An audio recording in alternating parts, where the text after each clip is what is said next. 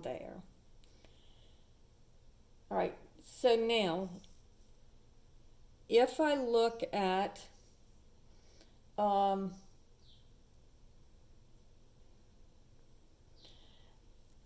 okay, so if I look at more complicated functions, for example, if I have, and let's go back to formulas here. I wanted to do simple stuff first, and now we're going to do something that's a little bit more complicated. Okay, so looking at formulas, let's say that I have f of x is equal to 2x minus 3. All right, now here are the steps that you're going to follow. First, write the formula in terms of y. All right. Then what did we do up here when we were looking at both the graphs and the symbols? And the ordered pairs. What we did was we swapped the x and the y. So that's what I'm going to do here too. So I'm going to just swap the x and the y. All right. Now I am going to solve for y. So I want to get the y by itself. So this would give me, first I would have to add the 3. So bring the 3 to the other side, and he changes sides, changes signs. And then to get the y by itself, now it's multiplied by 2. So I'm going to divide both sides by 2. And so once you get the y by itself, f inverse of x is going to be equal to x plus 3 divided by 2. All right, so let me write those steps down. Number 1, you write in terms of y.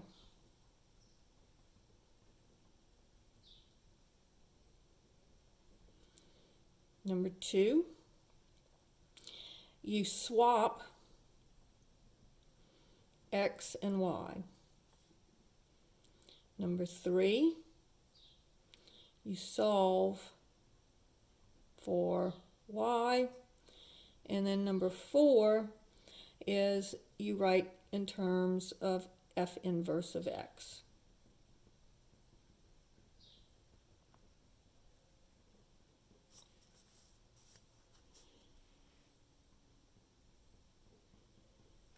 All right. So let's now also, I want you to see that if I compose the functions, and in this case I'm going to only do it one time, but if I compose the functions, well, let me do it both ways. So if I do f composed with f inverse of 4, so this would be f of f inverse of 4.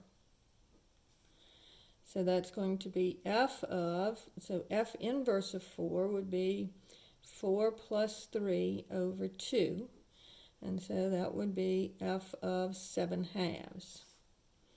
Now this is a fraction, but don't worry about that. So here I've got, it's going to all work out, and the answer is going to end up being 4. So I have 2 times, so I put in for x, I'm going to put 7/2. 2 times 7/2 minus 3. So then the 2's cancel, and I get 7 minus 3, and my answer is 4. So notice again, I put in a 4, I get out a 4. If I do f inverse composed with f of x, no matter what the value of x is, that would be f of f inverse of x. So f inverse of x is just x plus 3 over 2. So I just plug in what f inverse of x is equal to. And then remember, I put that into my value into my f function for x. So this would be 2 times x plus 3 over 2 minus 3. So now watch what happens. The 2 and the 2 cancel. So then I get x plus 3 minus 3. And the 3 and the 3 cancel. And I get x. So no matter what value I put in for x, I'm going to get that same value out of the function if I compose them. So putting it in here, and it doesn't matter how complicated the function is, that will always be the case. So if I put in a 9, I get out a 9. If I put in 11, I get out 11. If I put in 4, I get out 4. And if you compose it in either direction, because remember, these formulas undo each other. They are inverses of each other. So this is the inverse of this, but if I started with this, then this would be the inverse of this. So it goes either way. So now if I have problem number 2, and I'm not going to go through composing all of them, I'm just going to do the problems here. If I have g of x is equal to 1 over x plus 2. Okay, so this one is going to be, first, write in terms of y. Okay, and then I'm going to swap my x and y. So this would be x is equal to 1 over y plus 2. Now this one's a little bit more complicated because I have fractions here with y's in the denominator. I'm trying to solve for y. So what I'm going to do here is I am going to multiply or make both of my denominators the same. So this would be y plus 2 and y plus 2. And once my denominators are the same, I can scratch them. So I'll distribute here, and I get xy plus 2x equals 1, right? And so then I'm solving for y, so I'm going to subtract the 2x. So xy is equal to 1 plus, not plus, subtract the 2x, minus 2x, and then divide everything by x. So this would give me, if I go ahead and do this division, so divide the x into both pieces, this would be 1 over x minus, and then here the x's would cancel, 2. So my inverse function, g inverse of x, is going to be 1 over x minus 2. Okay?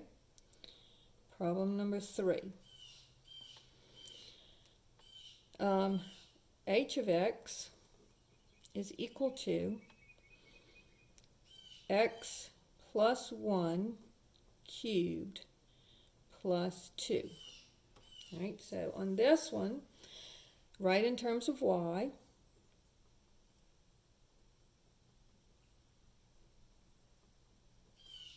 Then I swap my x and y's.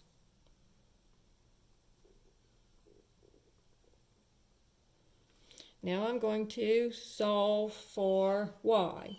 So first I'm going to subtract the 2. Change the sides, change the signs.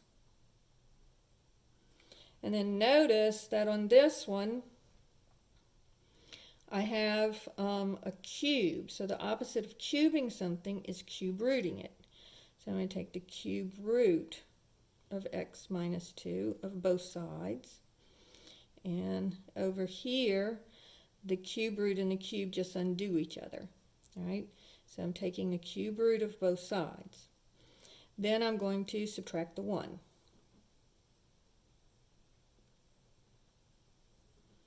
And that is my formula for f inverse of x, or h inverse of x.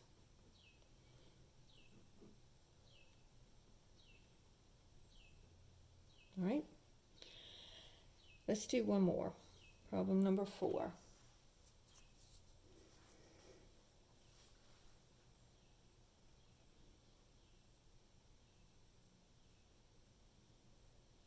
Let's do h of x is equal to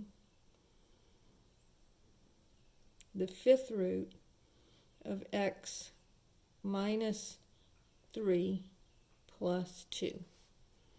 So again, first I'm going to write it in terms of y.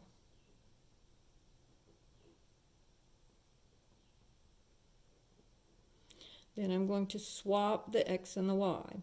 So this becomes x equals the fifth root of x minus 3 plus 2. Then I solve for y. Well, I'm sorry, this should be a y. So I'm trying to get the y by itself, so I'm going to start with this 2. So I need to get rid of this minus 2, so I'm going to subtract 2 from both sides.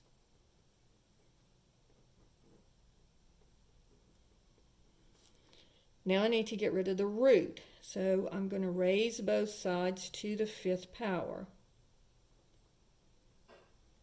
And when I raise this to the fifth power, the fifth root and the raising it to the fifth undo each other. So this is going to be just y minus 3. Then I will add the 3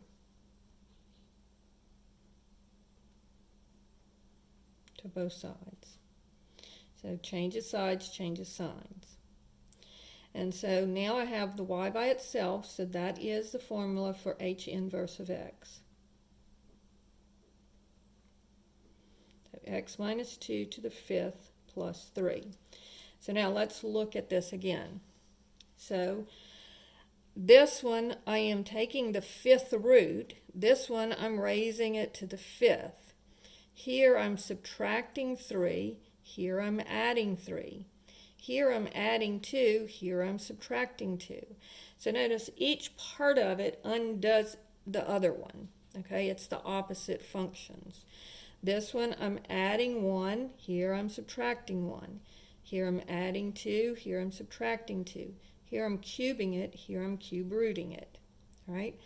So on these, you can really look at it and tell that they kind of undo each other. Also notice that I do it in the opposite order, and that's easiest to see on this one. On this one, first I would multiply by the 2 and then subtract the 3. Here, first I'm adding 3 and then dividing by the 2. So I'm doing the opposite functions in the opposite order. Okay? Same thing here. Here, first I would add the 1. The last thing that I would do with this one would be add the 1. Then I'm cubing it, cube rooting it. And then the last thing, I'm adding the 2. Here, the first thing I do is subtract the 2. So they are inverses of each other.